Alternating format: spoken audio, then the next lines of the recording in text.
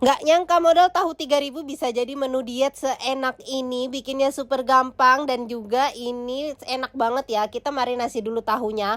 Aku masaknya pakai air fryer Idealife tipe IL200, kapasitasnya 4 liter, tombolnya touchscreen dan ini dia low watt ya Bun. Aku setting suhunya 200 derajat selama 10 menit. Kalau udah 10 menit dibalik ya. Ini aku sekalian nge-air fryer kacangnya biar dia nggak kena minyak.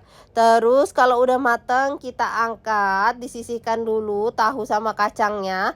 Nah, kacangnya ini dimasukkan ke dalam ulekan ya Bun, terus ditambahin bahan-bahan lainnya. Lengkapnya ada di caption. Ini aku bikin tahu tek.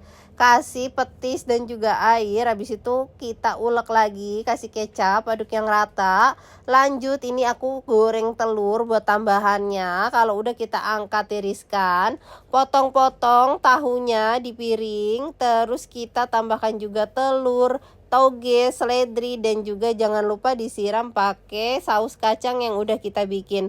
Tahu teknya jadi deh. Ini enak banget ya, walaupun di air fryer tetap enak dan juga bisa buat diet. Yuk bikin.